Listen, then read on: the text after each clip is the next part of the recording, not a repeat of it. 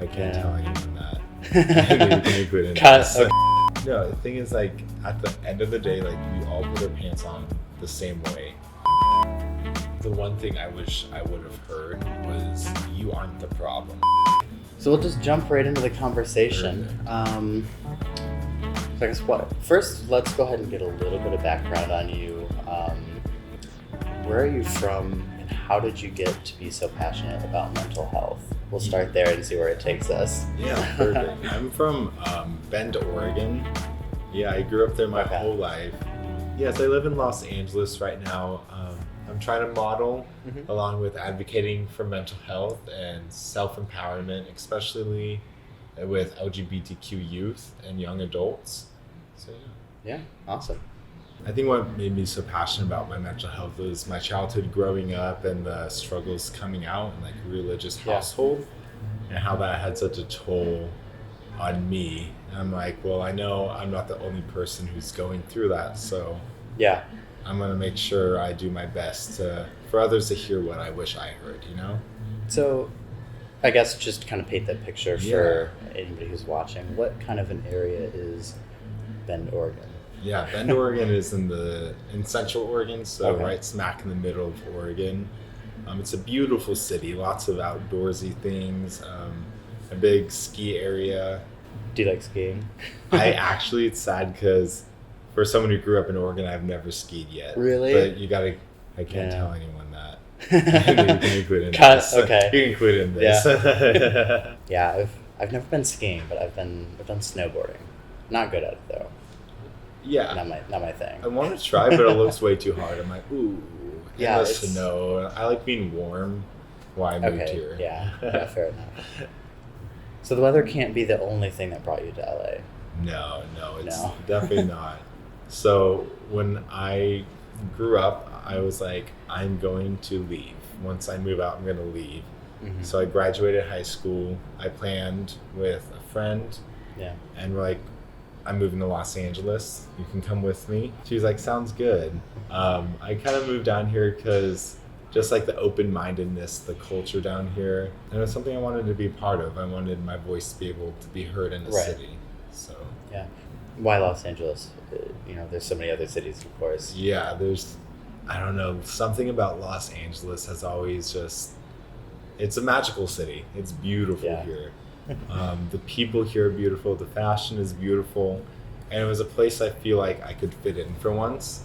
And I decided I don't know, it's on the West Coast too. Like the West Coast is one of the most beautiful parts of West America. Coast hits different. West Coast hits different. I wanted to stay on the West Coast, and Los Angeles definitely called my name. I'm like, all right, Los Angeles, let's do this. Yeah, I definitely relate to that. Have you been to other places on the West Coast? Not really. I've been to Washington, Seattle, Oregon, California, and Idaho. Those are like the only states I visited.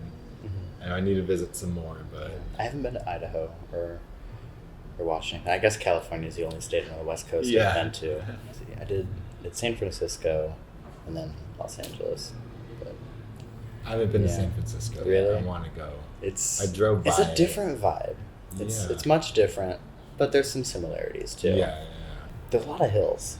That's what I've heard. Yeah. People are like, don't drive a manual car here. Oh, no. I'm like, okay, I wasn't planning on it. There are some legendary Uber drivers there, though, that somehow pull it off. I don't know how they do it, but it seems absolutely terrifying. The Uber drivers in California are savage. Like, they know their job, and they get you from point A to point B. Like, yeah. We had one earlier that was driving manual. I don't know how he did Driving manual? Yeah. Here? Yeah. Okay. I mean, I don't even know how to drive it. No, I don't either. I couldn't do Especially in the city and on the freeway, like, you're always having to stop.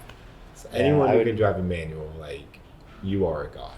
Yeah, I would get in an accident 30 seconds at the door. So, out the parking lot, I guess. My dad tried to teach me how to drive a manual, and I was like, we tried. He eventually gave up because it wasn't working. It was my plan. My plan for him to give up teaching me manual. Yeah. But I don't think I could make it out the parking lot. no, they're overly complicated. Yeah. It's like, why? It was about a year ago you moved to Los Yeah, Angeles. What was it like? Were you scared? At first I was excited. I was like, wow. Like, it was all working out. And then the second wave or third wave of COVID hit, and I'm like, Yeah. well, damn. It was sketchy. I was scared Okay. because this was like the epicenter for a little bit. Yeah. And I was like, oh my gosh, I'm so scared. And it was really hard financially. My hours were getting cut. Like, Oh, I I had to bet, find yeah. second jobs. I had to find so many different jobs. It took a full year for us to finally be able to settle, which if I knew that moving out here, I would have been like, oh, shoot. But it worked out. Yeah. And we're finally taking our next steps. It always does in the end. Yeah, as long as you ride the waves, you're going to get through What do it. they say? It's always about the journey, right? Yes. It's always about the journey getting there, not where you are. Yeah. Some phrase like that. The universe is testing you now to see if this is the life you truly want to live. Mhm. And I'm like, okay, universe. You mentioned you had a lot of jobs, right? Yeah, What yeah. were some of the things that you did to make it work out here? Yeah, I DoorDashed a lot. Yeah. I got a job at a coffee shop. I was working there. Had to get a job at a restaurant. Then the restaurant shut down because of COVID. I'm like, Yeah. cool. The coffee shop wasn't paying enough, so then I had to get another job at a cookie shop. But then, Cookies. yeah, Sounds yeah. good. Oh, I also worked at a Greek grill for 2 Ooh. weeks, but then I quit because I didn't like it. It was stressful. But then I got another job offer for a full-time barista position at a new cafe. I'm like, I'm taking it. Yeah. So I'm there, still working at the restaurant on weekends just for some extra money. Yeah. But yeah, it's kind of what you have to do to make a living. You have to work. Yeah. How was DoorDash out here? I do DoorDash too, so It's fun. It's fun. Like, yeah. people don't tip as much in the Yeah. city, but you got to find the right spot. I liked Hollywood. It was busy all the time. Really? Downtown, it's just confusing. You can't find parking or anything. Oh my! I didn't even think about that. Yeah, Yeah, parking yeah. out here. Horrible. When you gotta go and inside when you and gotta get the food. DoorDash, just I feel people like they park would- in the middle of the road and they're like, this will work. I'm like, oh, Yeah, there's some places down near like Metro Detroit where it's kind of like that, Yeah. but not to this scale. I could comfortably leave my car in a metered parking area and not get a ticket down there. But I feel like out here, if you do it, they probably ticket you, right? ticket you or just take your car away. Just they would They take like it. taking your Oh my cars, gosh. yeah. And they like making the tickets like an arm and a leg. Yeah, that's a little bit terrifying. I know. I'm like, yeah. My car's Yeah. only been towed twice though. so Only we're good. been towed Only twice. Towed twice. That's Los Angeles. Okay. Yeah. Twice in a year is pretty good though. Twice in a year. I got one ticket last year. My tickets, I logged in for my old car. It was $1,500 in tickets. But then I sold the car, and the guy was fine with the tickets. I'm like, have the car for $60. There's $1,000 worth in tickets, and he's like, sounds good. It worked out. I guess I didn't know that when you sell a car, and it has, I guess, tickets associated with it. The buyer gets the tickets too. Let's hope so. I have no idea how that works. I just don't know. From my research, it said the tickets follow the car. But then Gotcha. later, after I sold the car, they're like, no, the tickets follow you. But I'm like, I don't see the tickets, so I think they're with the car. I'll find out in a year or two. I thought it was a deal. He was happy. As long as he was happy. Exactly. What were some things growing up that made you realize that was going to be such an important part of your life? Yeah, well, I can just like dive into it because it's like growing up, very religious household. That's what I knew. My parents, they got split up, got divorced when I was 3. So that happened. We lived on our own for about 3 more years. Then my dad met this lady and they got married. And then I had an older stepbrother, and our family just kind of like grew from there. But we were very conservative, religious. So my stepmom and I never really did see eye to eye. So that was a big struggle bus. So it was already a toxic household, very like emotionally abusive. So it was 8th grade year. I realized that, oh shoot, I'm gay. I was trying to like shove the thoughts away for so long. I'm like, no, I'm not gay. I don't know why I feel this way. But then I realized, yeah, I'm gay. So I was at youth group talking with my friends about it because I came out to a few friends and I was comfortable. I was like, okay, this is going to be okay. And my youth pastor overheard. He pulled me aside at church the next day and closed the door. And he's like, I heard what you were talking about the other day. I was like, what? He's like, you said you're gay. I'm like, okay, cool. Yeah, that's what we were talking about. He's like, this is bad. This is a sin. I'm like, okay. He's like, I'm going to give you 3 more times. If I have to approach you 3 more times, if you're still gay, you're getting kicked out of the church. I'm like, that is, wow. I'm not even kissing boys. I'm just, okay. So he approached me a second time with a witness. Then he was like, I heard you're still gay. I'm like, yeah, I'm sorry. I'm working on it. He's like, 1 more time and you're out. So then he approached me the last time and he locked me in this room. He said, we're telling your parents today. I'm like, no, I'm not ready to tell my parents. Like, come on, I'm not ready. He's like, no, you're never going to tell them. I'm like, yes, I will, just not now. So we went on a trip. I came back and we were very like unworldly, our house. I didn't have a phone. I wrote down all of my thoughts. Yeah. And he came in, my dad did. My dad came storming in and he had this art I did, and it says, don't like abortions, don't get one. It says, don't like gay marriage, don't get one. And then he was like, what is this? I was like, just a painting. And then he pulled out more of my writings that they rummaged through my stuff where it straight up says I'm gay. And he's like, what is this? I'm like, just writings. He's like, are you gay? I'm like, no, I'm not gay, Dad. He's like, are you gay? Yeah. And I was like, you know what? Yeah, I'm gay. And he was like, no, you're a homosexual. Homosexual is not giving into the sin. I'm like, that's easy. Okay. But then I'm pretty light about it now, but honestly, it was like hell was released in an already toxic household. And that was a deciding factor.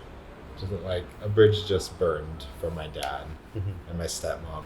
I wasn't like part of them anymore. Yeah. We found counselors and nothing was working. I was still gay, and they didn't like that. It was pretty bad. Like I was always being told I was going to be going to hell. The lifestyle I was living was wrong. I'm sick, and all this stuff that a 16-year-old, 15-year-old should not be having to hear. So 9th grade year came along. I wanted to kill myself. I was like, there's no point in this anymore. No one liked me at school. The straight guys wanted to beat me up. I'm like, what's my purpose? But I was very lucky to have some good counselors helping me through. If it wasn't for them, I don't know where I'd be right now, but I definitely wouldn't be here, So senior year came along and I moved out. So my senior year, I lived on my own.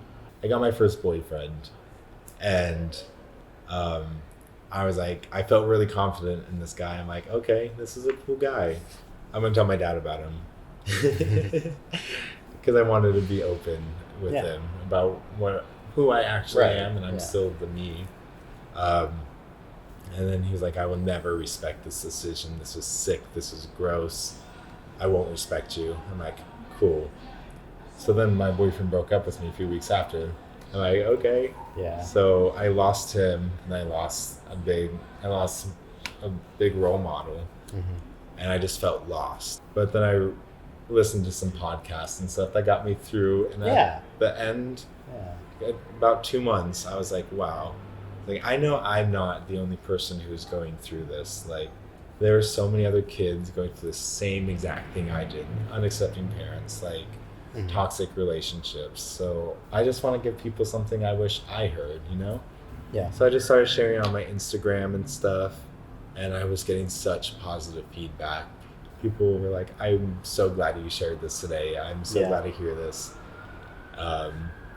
Then I decided to move out to LA to pursue it on a bigger scale. Right. And so I'm here now.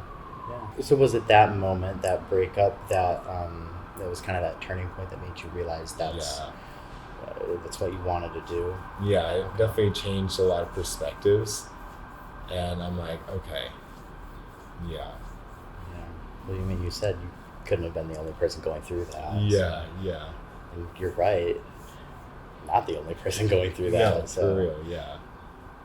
And I did ultimately move out here for modeling and stuff. Yeah. So I want to use my platform as a model to empower others. Right. And it's gonna be okay. You're gonna get through this. Yeah. What is empowerment? Empowerment, yeah. It's for me, it's being confident and comfortable in the person you are and the skin you are. Right. And then with all the mental health issues and the mental health trauma that you may have gone through, being comfortable with it and then using it to empower yourself. Or sorry, I can't use the word empower to describe the word empower. Yeah. Using it to it just being confident in who you are and using that as a guiding force in your life, basically. Yeah. So within the LGBTQ community, how does that apply to the community? Yeah, I think especially coming out, the aftermath of that is a really critical point, whether you have supportive family members, supportive friends, and it's so easy to feel like you're alone, you definitely and not comfortable, you're not like everyone else, especially if you grow up in a place that you're not like everyone else. And it's important in those months after and that time around to feel empowered with your decision and to feel comfortable with your decision. I think that's why empowerment with the LGBTQ community is something that's so overlooked sometimes, and it's good to know. Yeah. So it sounds like it's really about just being okay with yourself, even if everybody else isn't. Yeah. Right. Exactly. You said it perfectly. No, I can definitely relate to that. I grew up in kind of a conservative area. It wasn't too conservative, but there were definitely enough people who made it feel like it wasn't okay to be gay or to be different, for that matter, in any way.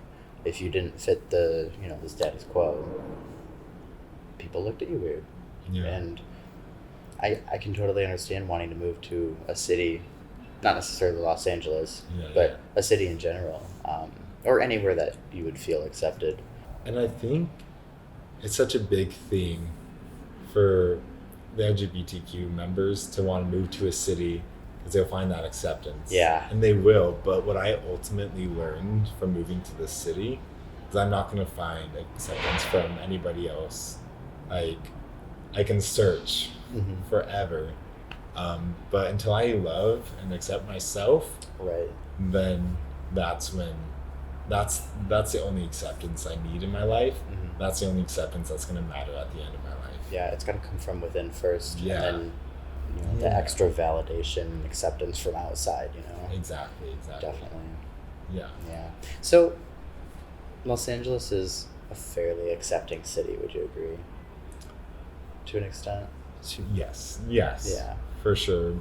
Compared to other areas, yeah. I was going to say, are there still some parts that aren't very accepting?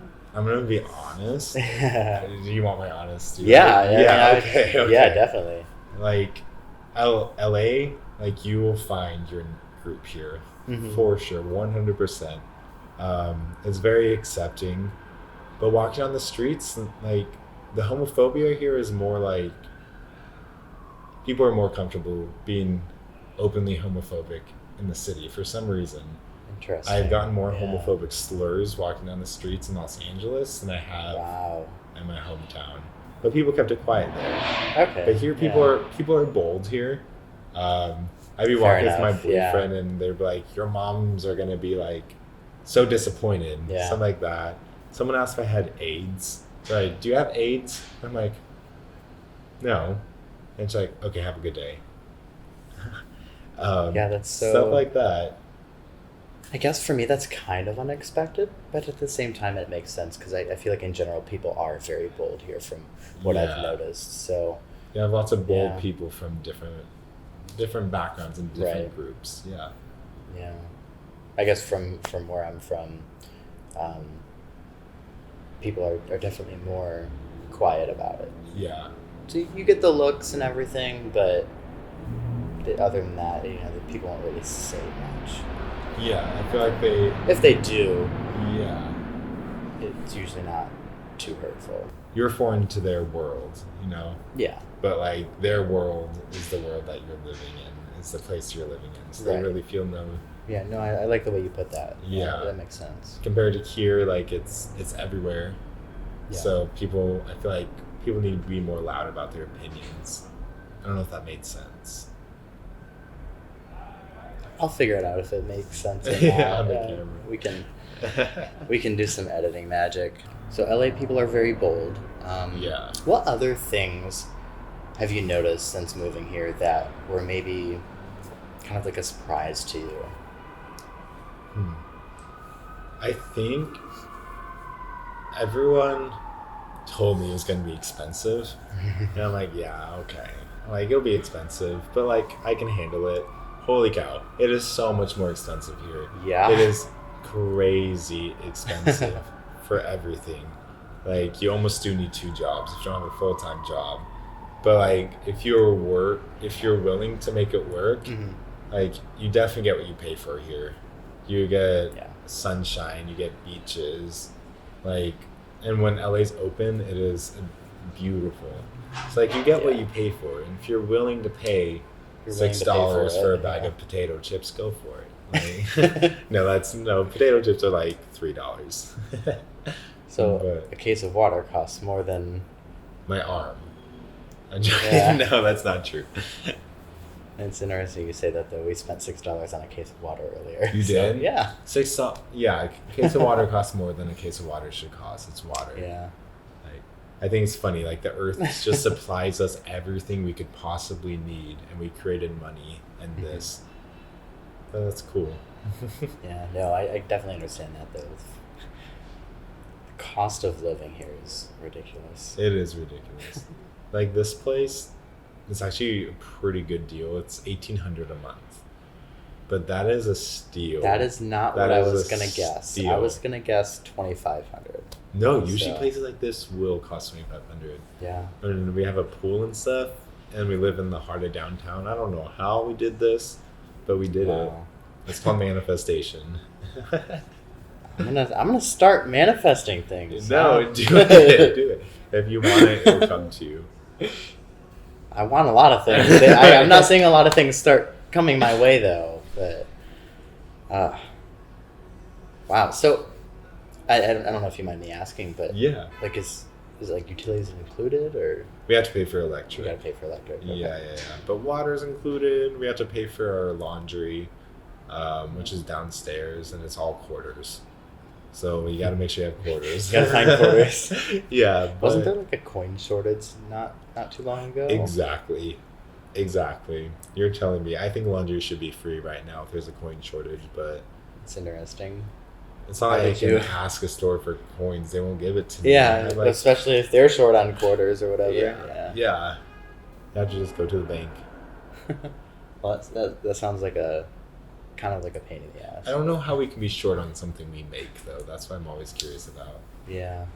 No. I'm sure there's laws around it, and there's a reason, but I don't understand the reason. I just don't know where they all go, because even during the coin shortage, I still saw them. I know. I mean, I wasn't out here. Maybe there was a corn shortage. A corn shortage. Maybe. I don't know. I think they're still growing good corn. Despite all. Maybe there was a coin shortage here, but I don't know. Back home, I didn't see any shortage of coins. But everybody had signs up saying no cash. Like you could only pay with cards. Yeah. It was weird because it kind of like this coronavirus. Like I believed it and stuff. I got my vaccine. But it really, like we all know this, it took a huge attack on like poor people, people who are broke, and made them even more broke. And like people on the streets, like they don't have credit cards. Lots of like families like who immigrated over here, they don't have credit cards, so they can't have banks. Yeah.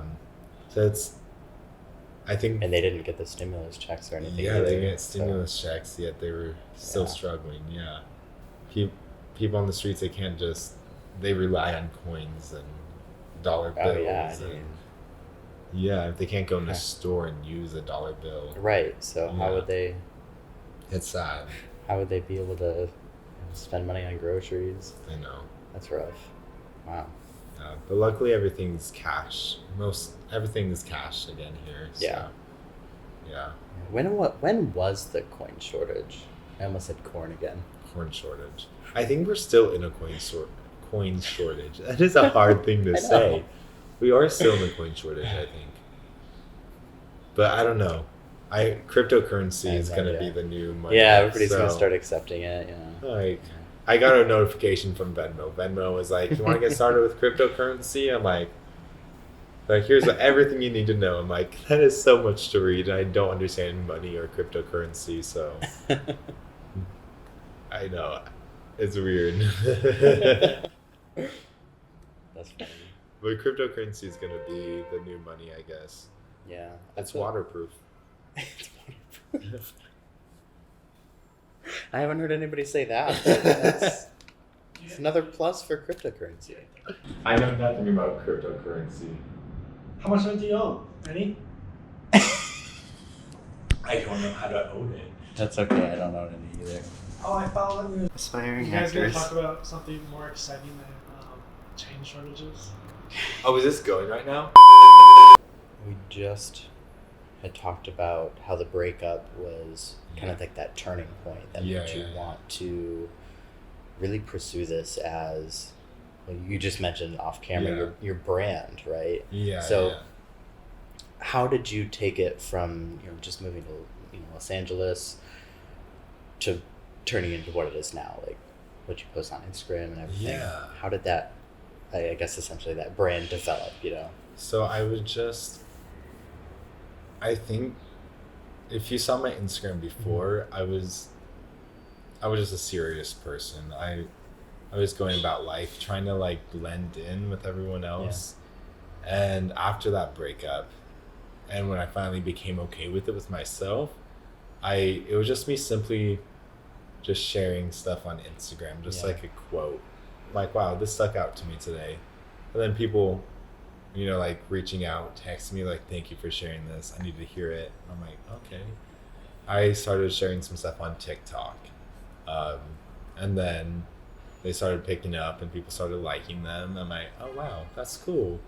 And I think my TikTok really drew in some focus. Mm-hmm. And next thing before I knew it, I had people texting me all the time through my Instagram DMs, just wanting to talk about problems, things they're going through.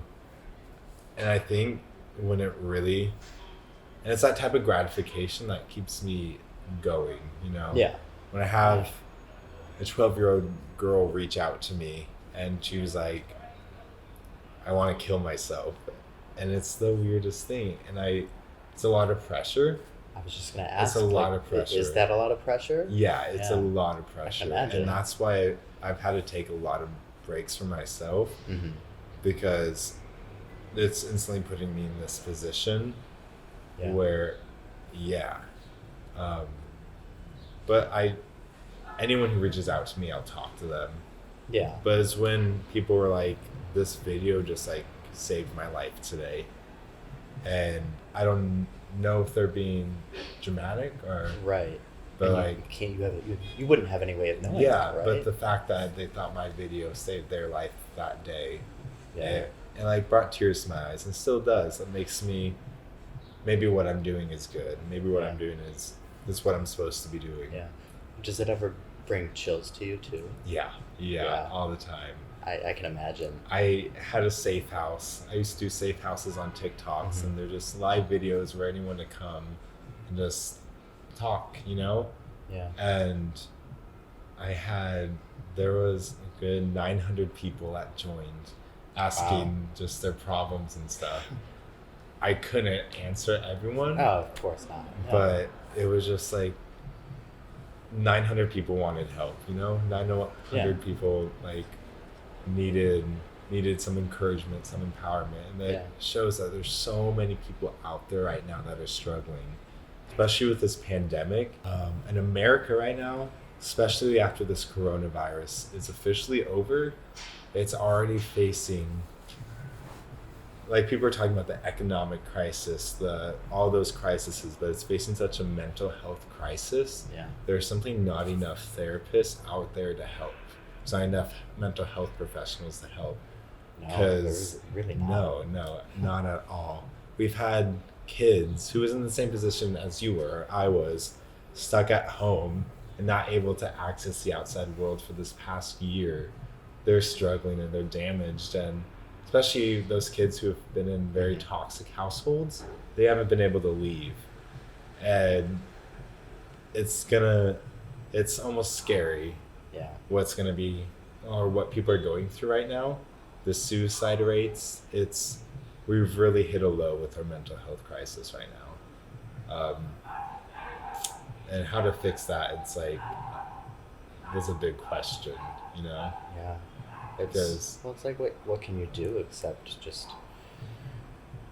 start being more inclusive and offering help to people who need it. Yeah, I don't think with the shortage of true professionals in the industry or not the industry. Professionals in the profession. That's not really the right word mental to use. health but professionals, mental health warriors. Yeah. Without those people, without enough of them, it's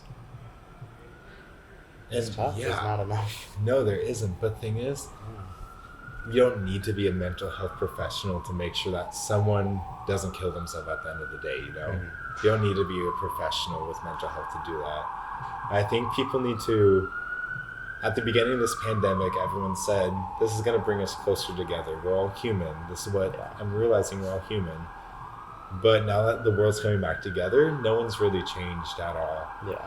I think people need to realize that we all put our pants on the same exact way.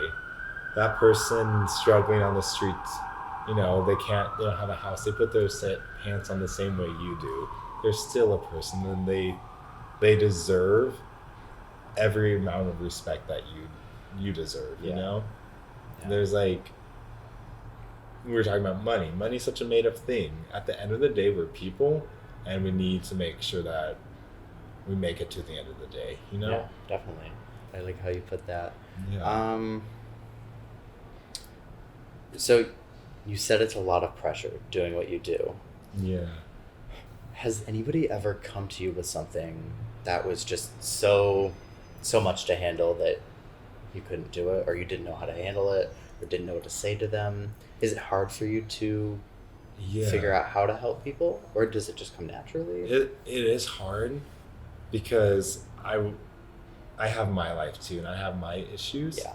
And I need to remember, it's like your personal bank account. Mm-hmm. Like, I need to make sure that I'm full of the love I need before I try to give stuff to other people. Absolutely.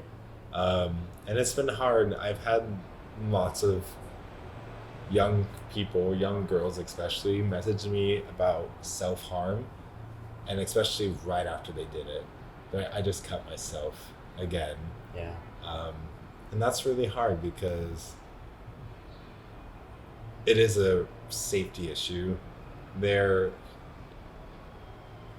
It's just a question on what I should do. And all I know I can do is I can be there for them and reassure them it's going to be okay. I always provide them with some tips. Because I used to self-harm too. Like, I know how it feels. I know it, and I think it's a common thing that most people have done.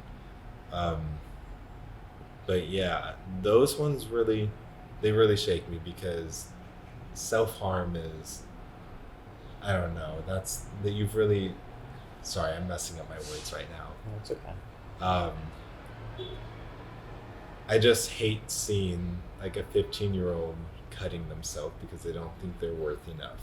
They don't think they're enough. Their home situation isn't good right now.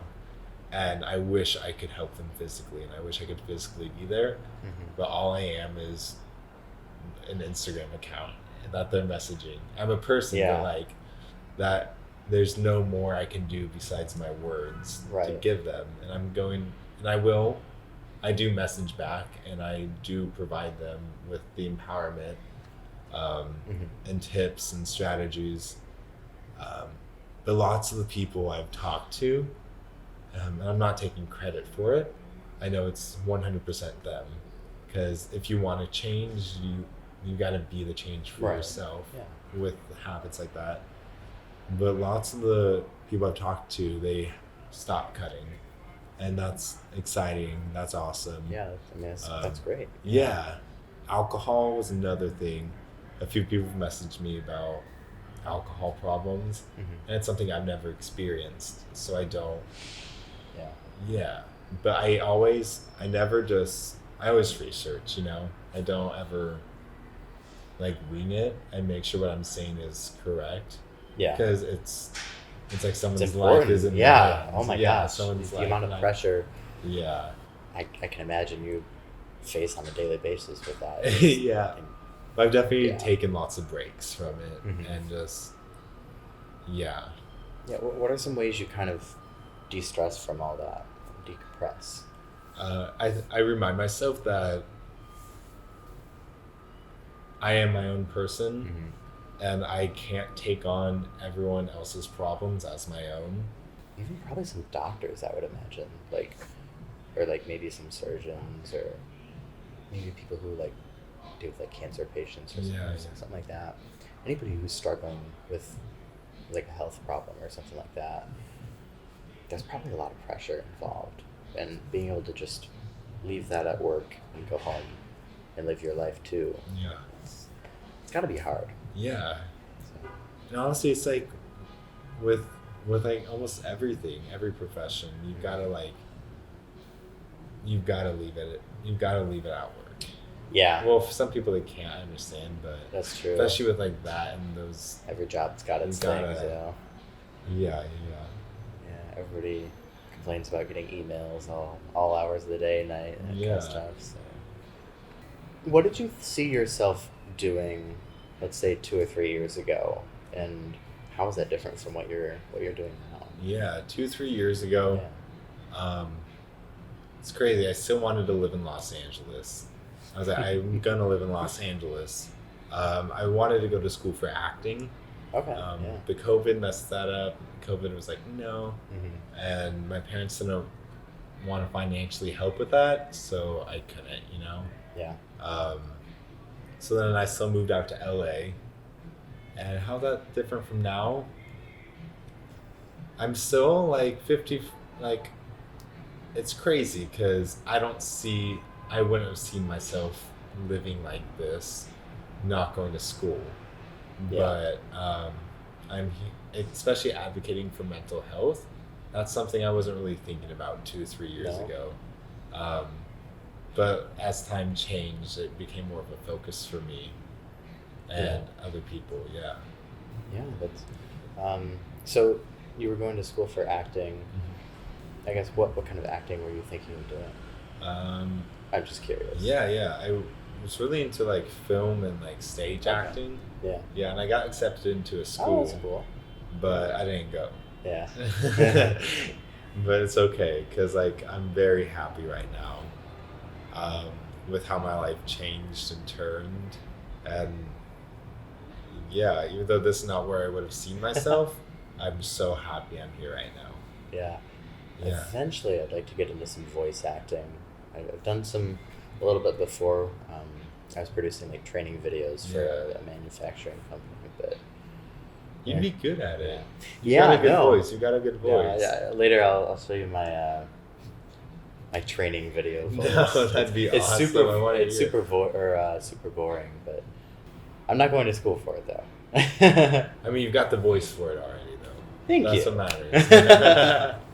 matters. Google. That was a little bit of a side tangent, but let's see. So you did not see yourself advocating for mental health No. in any way? That is not something that crossed your mind at No, all. I wanted to just be some famous actor. Yeah. Do you think that's still a possibility? I can Is it see still on the horizon, I'm or- still modeling. Yeah. Yeah, so I definitely I still got my like foot in there. Still trying. I'm not a pro model, but I'm trying. I'm getting there. But yeah. Do you like modeling? Like, is it a Oh real my passion gosh. for you? Yes, I love modeling. Yeah, modeling. It's like it's how I empower myself and how I feel empowered. Yeah. Yeah. Everyone has that thing that makes them feel empowered, and that's Definitely. me being in front of a camera. It's like my true self comes out. Yeah.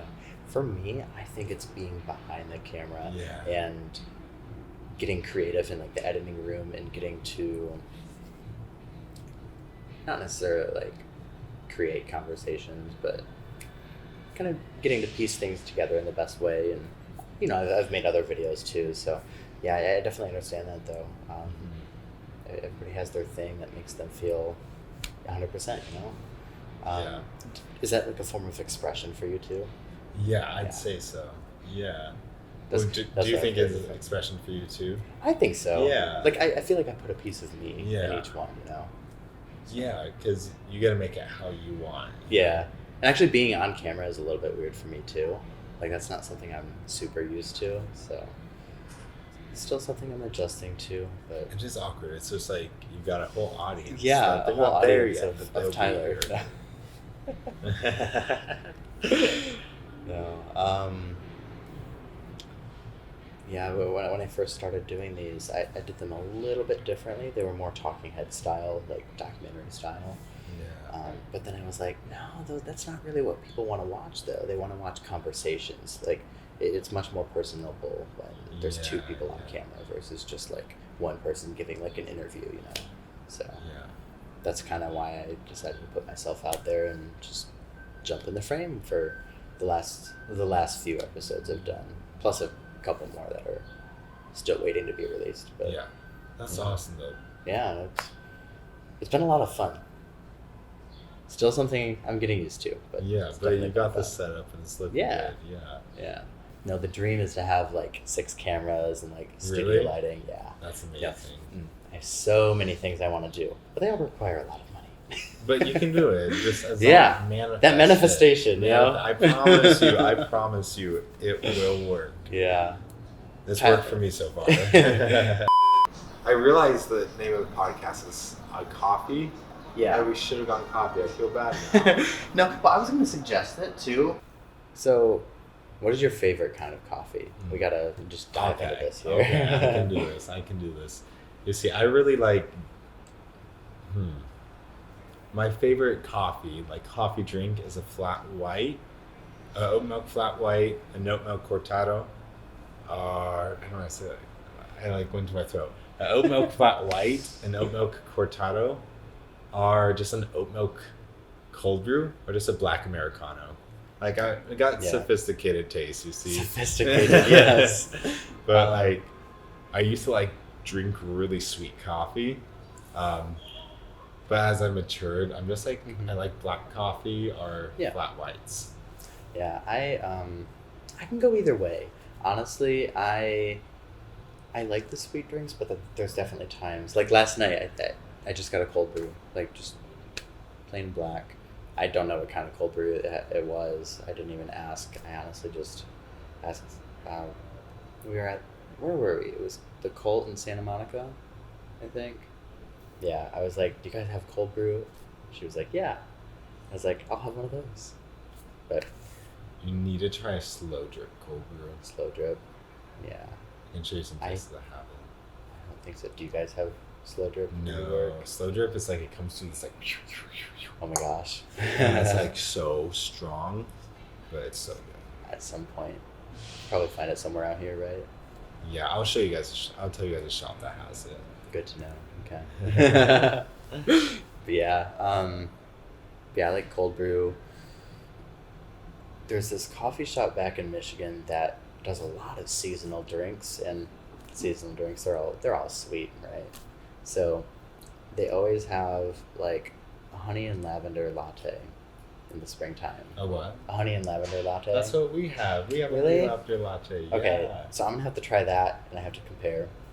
Oh, that's stressful.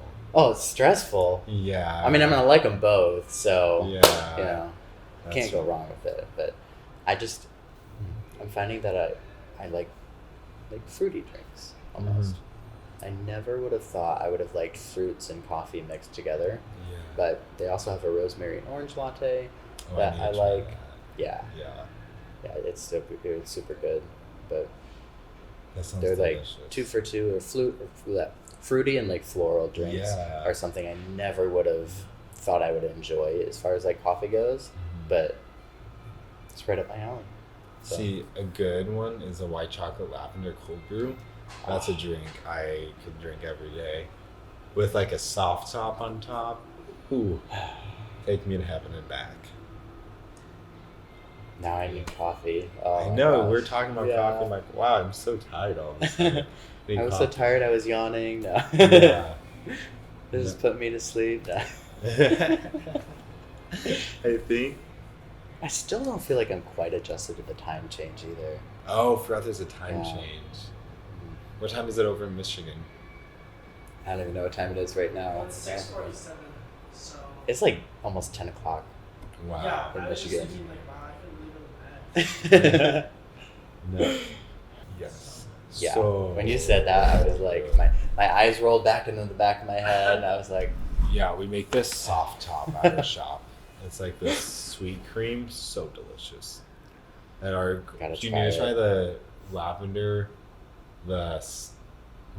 sweet cream cold brew? lavender sweet You will love cold it. brew. You will love it. I know you will. Okay, Yeah. that's gonna be it. All right, take a couple deep breaths. I've got a loaded question. All right, perfect. I'm ready. All right, ready? What was the worst day of your life and the best day of your life, and how much time was in between those two time periods? That is such a hard question. Yeah. I think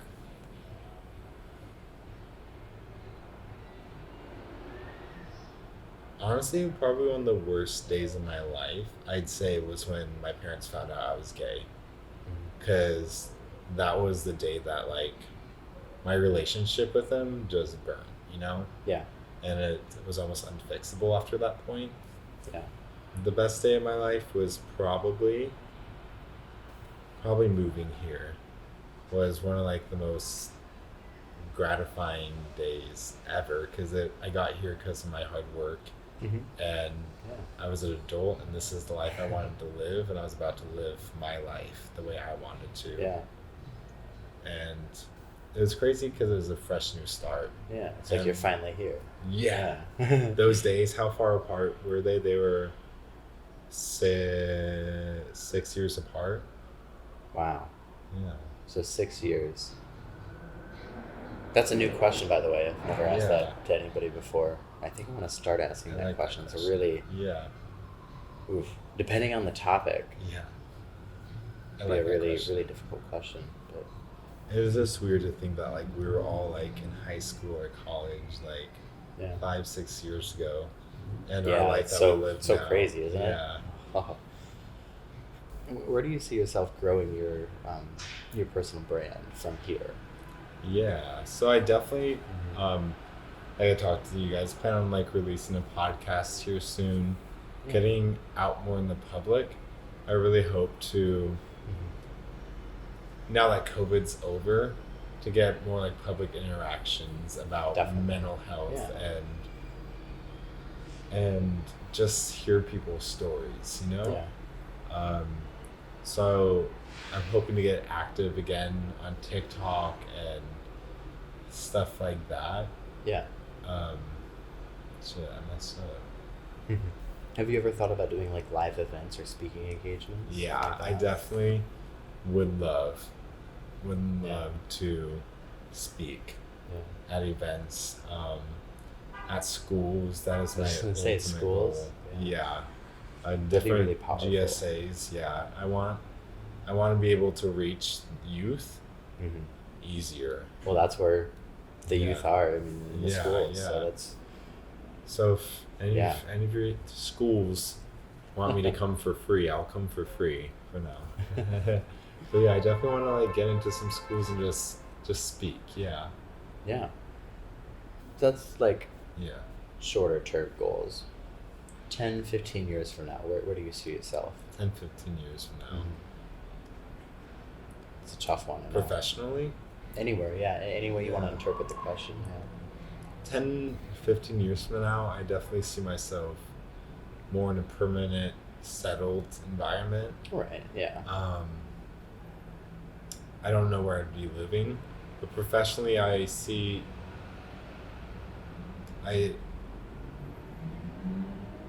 myself speaking at places. I see my modeling taking off a bit more.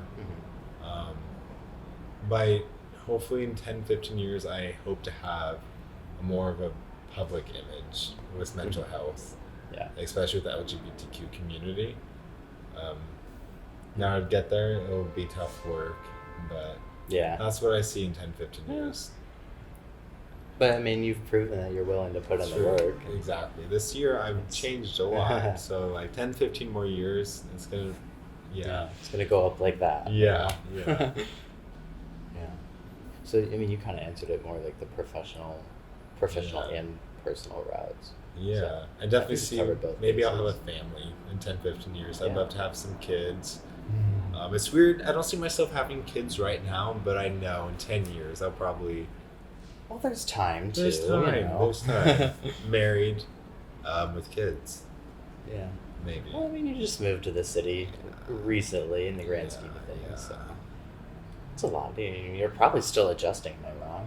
Oh yeah, it's taken a year. Maybe it'll take a couple more months, and then I'll be like, wow, Yeah.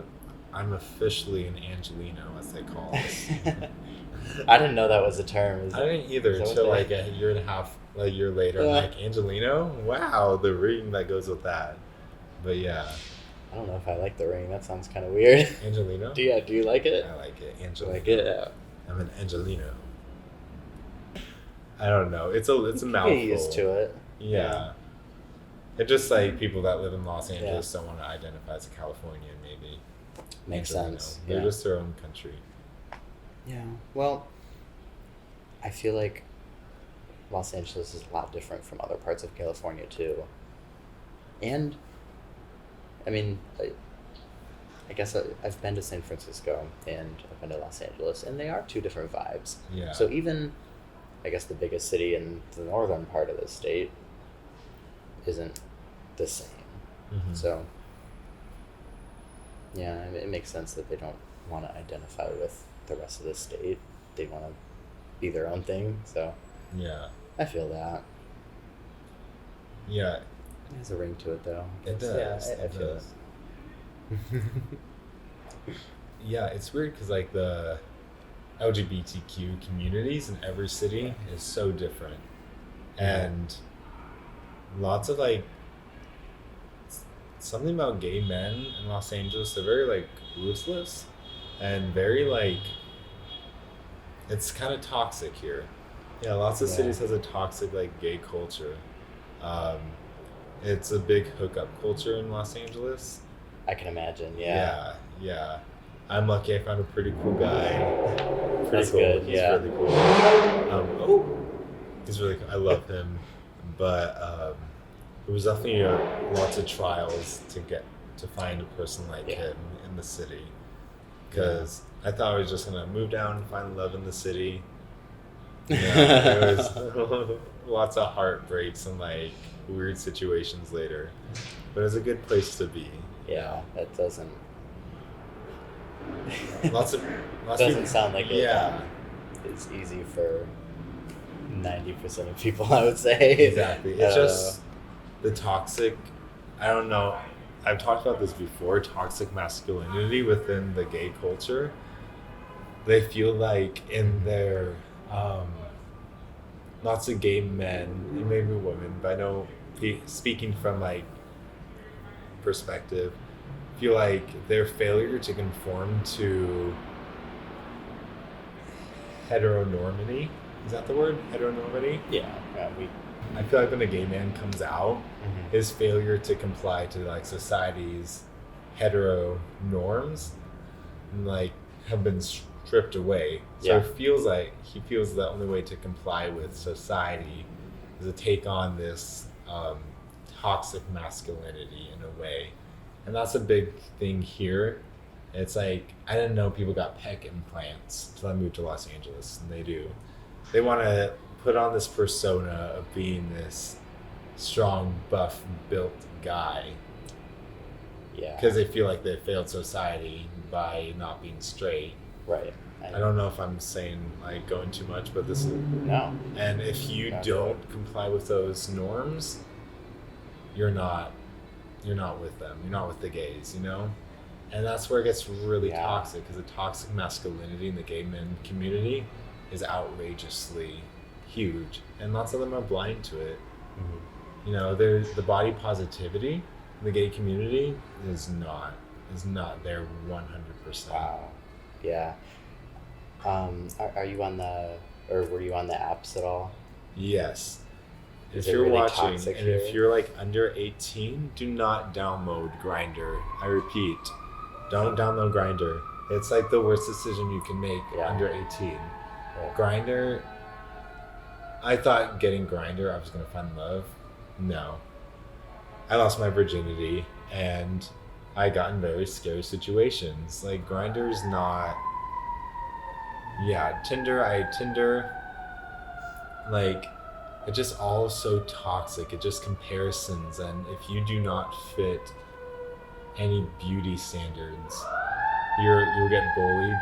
And it's horrible that the people down here act like that. Yeah. A group of people that are so progressive, but they can't accept Right. differences. Yeah. No, it's so what's the word? Cliquish, you know. Yeah. It's Yeah. like, if you're not part of it, then Yeah. who are you, right? Yeah. They think you have to be perfect, but Yeah, that's rough. And I feel like the apps are toxic everywhere, but yeah, I It's- can imagine it being rough here. no, yeah. And I feel like everywhere, yeah. Back home, it was horrible. Yeah. Like, the apps, it's just like, it's the worst when they're like, let me see a pic of your face. You send them a pic, and then next thing you know, you're blocked. Yep. You're like, They're- wow. They can't even. They hit the block button faster than, like, you can refresh the refresh the page. screen. Like, yeah. and it makes you think, I'm like, it can really get to you. If you Yeah. got low self-confidence, it can hurt you so Yeah. bad and almost be damaging. Oh, I know. Yeah. It's rough. But it's sad because me downloading Mm-hmm. Grindr is because I felt like I was the only gay guy I knew. I knew downloading Grindr, I'd be able to connect with other people that were just like me. And that's why people under 18 download Grindr, because they want to find people who are just like them. Definitely. But little do they know they're entering this world of Oh. toxic masculinity and So no much body more violence. that they So much don't more. want any part of. Yeah. Don't do it. Or shouldn't want any part of at that age. Yeah. Yeah, and it ruins you. Yeah. Like, it can. I've known so many So- people that, like, I'm sex positive. If you want to have sex, no, sorry. I'm sex positive, yes, but there's a point where it turns so many people into sex addicts that it ruins lots of relationships, and lots of relationships don't last long because people are chasing this rush that they get when they go on a hookup. Mm-hmm. But little do you know, that rush isn't going to be Right. all throughout that relationship. Yeah. And once it's gone, they're not interested in you anymore. Yeah, they just want that next high, that next thrill. Mhm. Same with, and probably the same with any other type of addiction, right? Yeah. I guess isn't that the whole concept of addiction?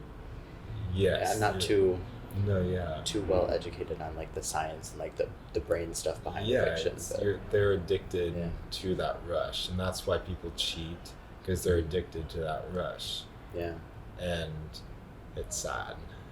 It is, because yeah, it really,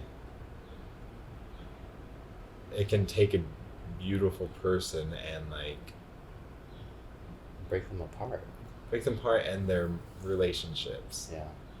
And that's what I think is, I don't know, like there's so many gay relationships that don't last long because they just want to move on. No, relationships are hard. Definitely. Relationships take work, and if you don't think relationship takes work, then you shouldn't be dating. Right. Because you're not gonna, the honeymoon phase doesn't last forever. No. I feel like if somebody's not ready to put in the work for a real relationship, then you're right, they shouldn't be dating. Yeah. They shouldn't be. Yeah. They're just not ready for it, you know? Exactly. And that's, you get that instant gratification from Grindr and stuff. Yeah. The moment you try to enter a relationship, you're like, wow. We just slammed on Grindr. Yeah. I don't know how you were, but like I'm thinking in terms of like a teenage boy like struggling with his identity, struggling with like his self-confidence, thinking he's gonna seek an accepting community from Grindr, and then being disappointed. It would have been so damaging. Yeah. I mean, when I did download Grindr, it was already very damaging to my self-confidence. First of all, let's have an aesthetic change with Grindr. It's so ugly. Like, why those colors? Why it needs to be more user friendly? I think like it's not cute. It's not cute, but it sucks because like I had a subscription, the free subscription for Grindr, and now I can't get rid of it out of my subscriptions. Oh, it says past subscription Grindr. I'm like, but I never paid for you. It was just a free subscription, and it won't leave. I don't know how to get it out of there. Yeah. No, it was really, really toxic for me because I don't know if you know this, but I used to be over 300 pounds. Yeah. So if you can imagine what that's like, getting constantly, number one, the block button. People wouldn't respond when I did find somebody that I wanted to interact with, and when people did respond, it was very toxic. Like, the first thing they would ask for is pictures if I didn't have a profile picture. And when I learned that maybe I should just put a profile picture, it would eliminate people asking for pictures. They would still ask for pictures. Yeah, they would. Did you ever like get anything from Grindr? Did you like go out on dates or anything? There were a couple. I went on, I think, one date with somebody. No, I went on like one date with somebody and it was just not a match, you know. I got that. I've made some of my best friends on the app. No, for you can make good friends. Yeah. Yeah. That's the best thing I've gotten. But other than that, I don't think I've gotten what the app is actually designed for, you know? It's so weird to think about. Because people like know what they want. And all the friends I've made on there were not looking for friendships either. Like, I think they were on there, and all of them were looking for like. No, I think a couple people were looking for friendships, but yeah, most of the people were just looking for hookups or, you know, the usual Grindr stuff. And I was like, honestly, I just need some new friends. What's up? Bumble has a BFF mode. Yeah. Bumble doesn't work in Michigan. There's like nobody. Oh shit. At least not where I am. Yeah. I'm sure Grindr in Michigan isn't the best either. Yeah. Oh, Grindr's fine. Really? I mean, yeah, there's enough people on Grindr, but yeah, Bumble. Does Michigan have a big like gay scene there? There's enough people. There's enough to make. If you live where there's like population, you're good. But if you don't, then yeah. What's it like in Bay City? I don't know. It's not too bad. Not too bad. Yeah, like you definitely fond memories. Like there's always like if I log out from my house, which like it's been a while, but yeah, I'm like, oh yeah, you again. Oh, like I know kind of what side town you. Yeah, I know like everybody in my area. Oh, that face again, like how you doing? I know everybody's torso in my area. Yeah. It's funny when you like delete the app for 3 months and you come back and it's the same people. I'm like, y'all Like- never left. Y'all are still Yeah. here. It's like, oh, you've been working out. And like, nice to see you, Stan, again. Oh, Stan blocked me. Okay. Yeah. Oh my gosh. It's great. You never message, but like you always see on there. Mm-hmm. It's funny now that I'm getting treated differently. Yeah. That I look different. I don't know if Is I like it or if I don't like it. Because I know it's like people being fake, but at the same time, I don't know. It's just sad. There's like, Yeah, I'm being treated better now, so I can't complain about that. But the fact that I know people were being shitty just because of the way I looked before, it makes me know that those same people also probably aren't the best people. So exactly. I'm like, Yeah, if you're treating me better now, but are you really a good person that I want to surround myself with? I don't know. Prove to me that you are, Yeah. Yeah, I hate the apps, but I keep coming back. I know. No, Grindr. I ditched that one for good a long time ago. Yeah. I did Before I too. met my- And then I redone But like, no it. judgment to anyone who has the Grindr. Like, I had some fond memories from her, but won't ever go back. Nor like, if someone's under 18, don't do it. Yeah. I re-downloaded it for this trip. I was like, I need more Los Angeles friends. Exactly. So it's fun. Yeah. Anytime I travel, whenever I finish whatever I'm doing, when I get back to the hotel room, I just go on the apps and look for new friends. Well, the thing is, it became so addictive for me. It became so addictive for me. On all my downtime, I was on Grindr. It takes a lot of time. Yeah. And like, you're just I was just consuming all my thoughts with sex. 'Cause that's all people wanted. And I was not even that horny all the time, but like, that's all I was seeing. And that's all, I was down for it. And that's what I wanted too, but like, it just consumed me. Yeah. I went through a major hoe phase moving down here, as everyone who goes to the city will. But like, I learned a lot about myself in that time, and I'm not judging anyone who But yeah, I'm glad those days are over for me. Like the hoe phase, and never mind. I'm not saying you're going through a hoe phase, but like, I know I went through a hoe phase, and I'm glad I'm not in that hoe. It was a very toxic hoe phase. That's funny. Yeah. I say That's enjoy the funny. Grindr in LA while you're here. That's what I'm doing. Yeah. I was like, shit. Make sure you get some Tinder's swipes the in better one. downtown. There's some cool people in downtown. Yeah. My boyfriend's gonna watch this and he's like, what the fuck? Yeah, that was a good conversation. I like It that. was. Yeah. Yeah. Very relevant.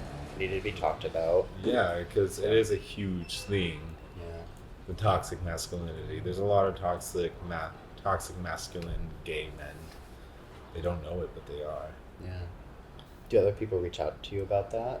I talked a lot about relationship anxiety, moving past the honeymoon phase, what to expect, what does that mean. Yeah. But relationship anxiety is a big thing that like occurs with lots of like relationships nowadays, because like lots of relationships aren't wholesome anymore. They're not like they used to be. And Definitely. it comes back with those dating apps. Like we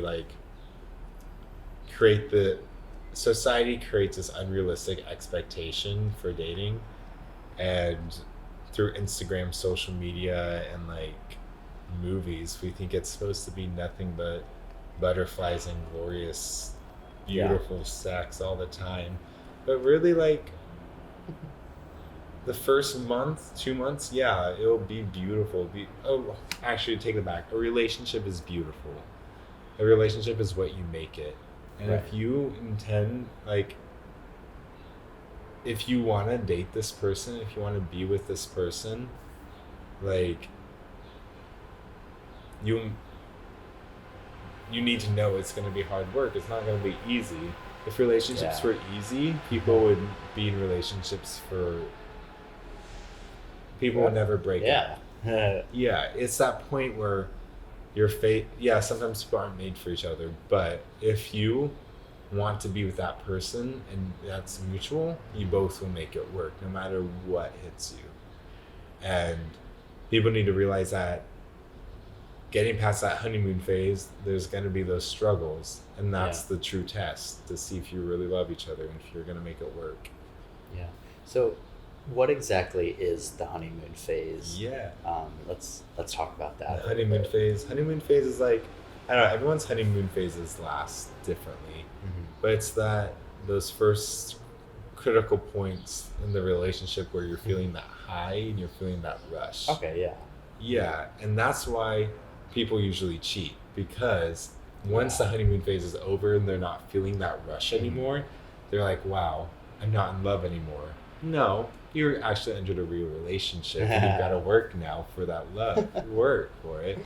But people think after the honeymoon phase, after they're not feeling the rush anymore, that they're not in love, which is the most untrue statement ever. No, your love is measured by... That's not what your love is measured by. Now, like... I like that you put it that way, though. Yeah. Like people feel like they're not in love anymore, but that's just normal. It's completely normal to, like, not feel that first initial, like, you know what I mean? The butterflies are still there, but they're not flying anymore. The butterflies are there, but they've settled now. Yeah. You've settled and you're settling together, basically. Yeah. Yeah, it's like... You can't fly forever. You run out of energy. Exactly. Yeah. I think gotta think like, long term. Yeah, that's like the most beautiful part about a relationship. Once you get past that phase, then you really get to know that person. You really get to know what makes them tick and you'll get mad at each other. They'll get mad at you, but then you learn and you move on from that. Yeah. And if you're willing to keep learning and learning from mistakes, it's gonna last as long as you make it. Yeah. With relationships, how can people identify red flags? Yeah, red flags. Yeah, I think I'm not good at identifying red flags in like friendships and general relationships. Yeah. So. In order, you need to first really love yourself, and another thing, you can still work on yourself while being in a relationship. Oh, 100%. I hate it when I see I need to break up with you because I need to work on myself.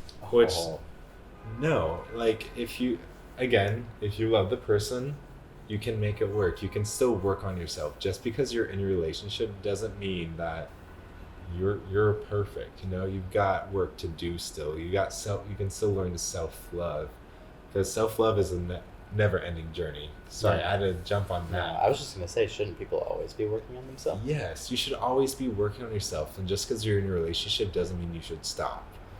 And you don't need to break up with your partner so you can work on yourself. It makes no sense. It's not like you turn off the pasta water to stop boiling so you can put some sauce. But red flags, once you love yourself. This is such a hard question. It's like every relationship dynamic is so different, and I don't want to depict a red flag because sometimes it's not a red flag for someone else's relationship. It's something they're talking about. Now, of course, if they're hitting you, of course that's a red flag. Yeah. If they have disinterest in your part of your life, that's a red flag. If there's a lack of communication, if you've talked about communication, because you can talk about communication, but they're not willing to hold that side of the deal. Oh yeah, that's a big one. And communicate with you. Yeah, that is a big one. Yeah, communication is key in successful relationships. I think communication can help fix other red flags too. Exactly. Right? Communication, because this comes with relationship anxiety. Relationship anxiety is the anxiety that they don't love you or they're cheating on you or something. So sometimes your mind creates these red flags that really aren't there, but you're subconsciously creating. And so just having that communication, that reassurance, that knowing that it's okay.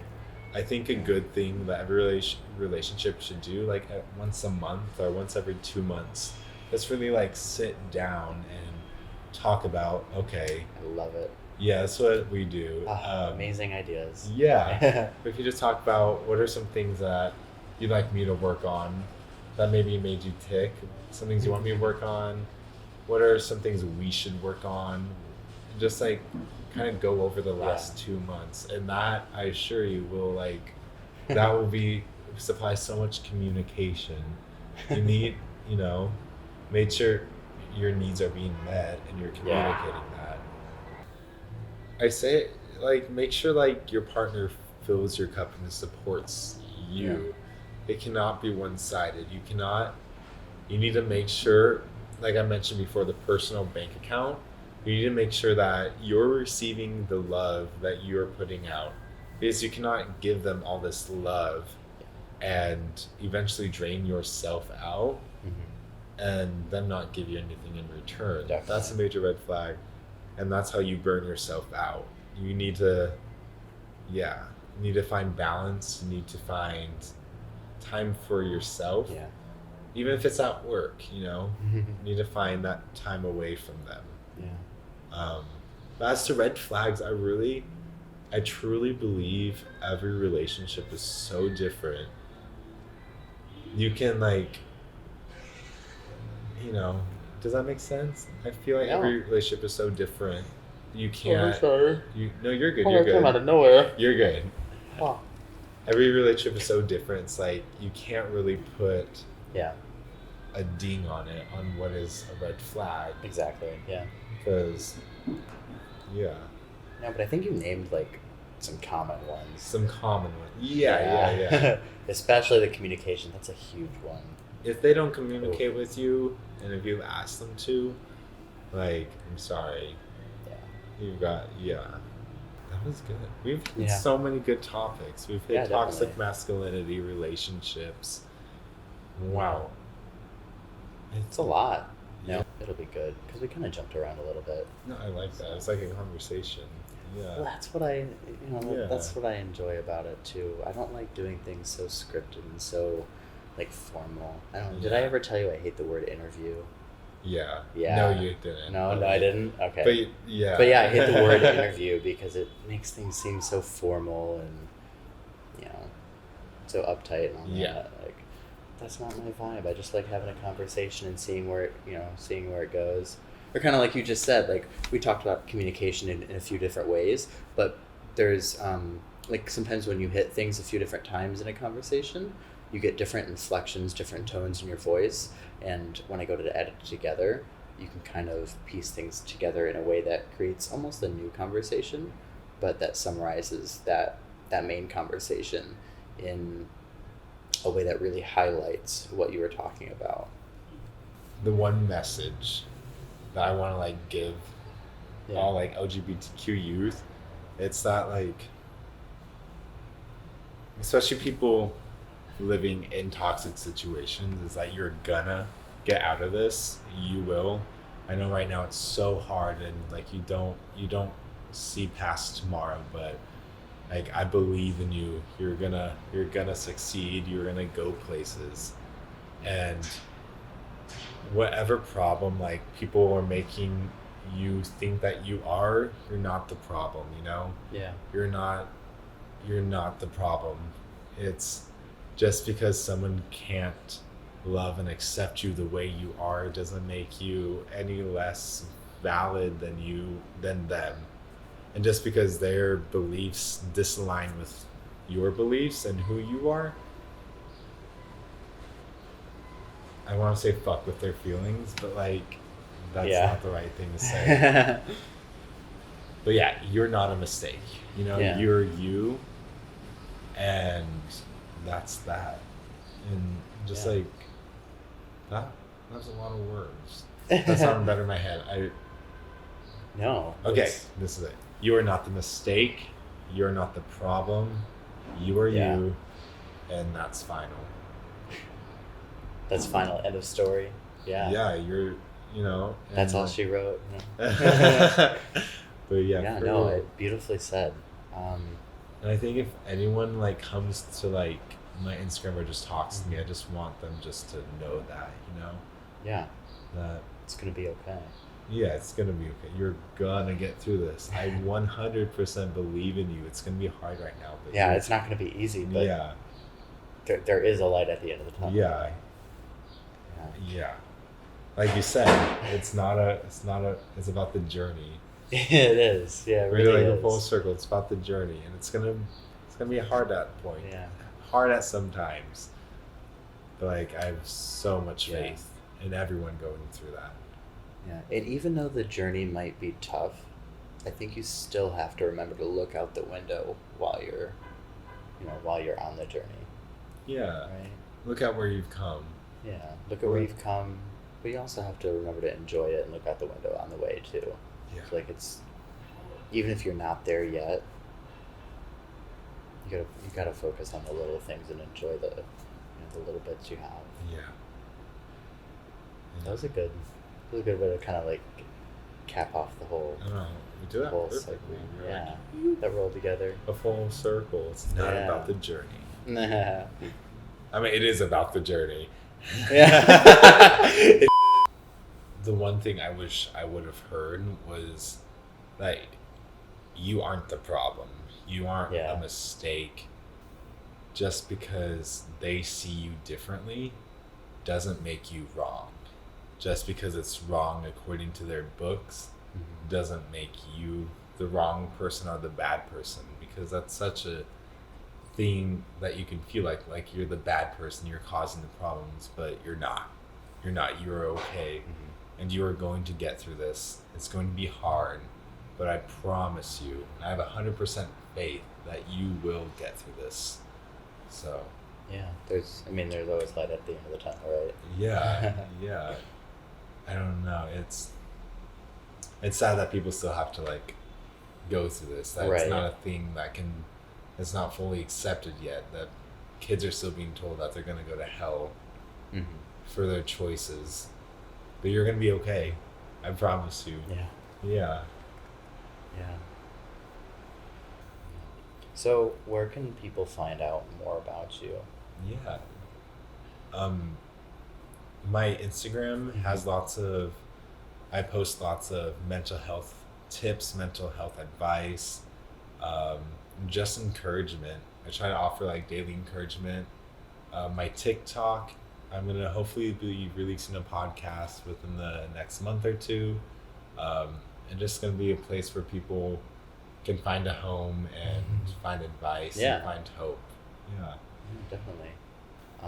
Thank you so much for coming on the show and having this amazing conversation. This was really nice. So No, thank you. Yeah. Flying all the way from Michigan. it was a fun journey. This is really nice. No, I think this is good. I think we got everything. So last chance. Anything else you wanted to add? Any closing remarks on the corn shortage? Oh, the corn shortage. I don't know. I always end with much love, now continue to love. You know? On my posts, I say much love, now continue to love. Much love and now continue to love. That felt so weird looking into the camera and saying that. I know, I'm like, I am I was supposed to look into the camera No. saying what I'm saying to these people, or am I supposed to look at you? Should I change my shirt to a black shirt? You guys are the pros. You're the pro. Change your shirt. Okay. She was like, have the car for $60. There's $1,000 worth in tickets. And he's like, sounds good. I mean, I wasn't out here. Maybe there was a corn shortage. A corn shortage. I hit 30.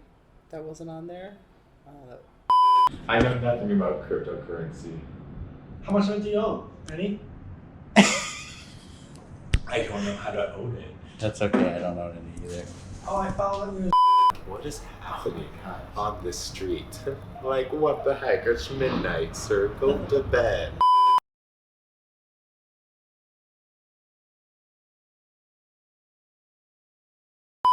See, I'm always afraid to talk about my personal story, even though my personal story is basically my brand. So kind of like Well, yeah, that's what you're about. Yeah. Go off that. America? I know America for sure.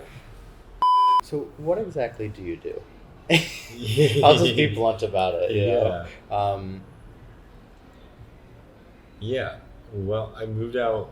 I was. Oh, sorry. That wasn't me asking the question. I know that seemed like pretty legit though. I was like, it looked like you were gonna say more, but I'm like, I was thinking of like how I wanted to like actually pitch the question.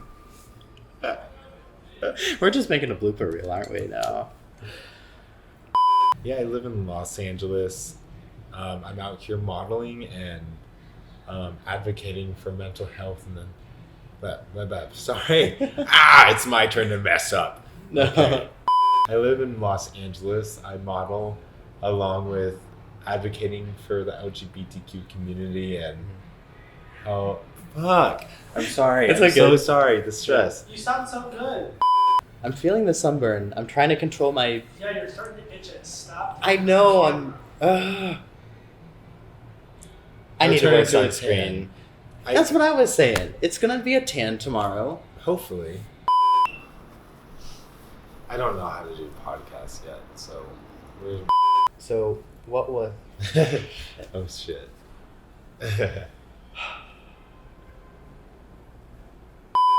Do you know if we had an earthquake, we wouldn't survive in this building?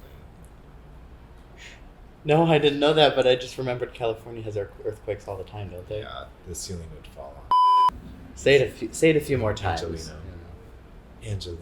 Angelino. I'm an Angelino. Angelino. I am Does it sound weird? an Angelino. Sorry, my eye was actually itching. In return, they feel that they have to.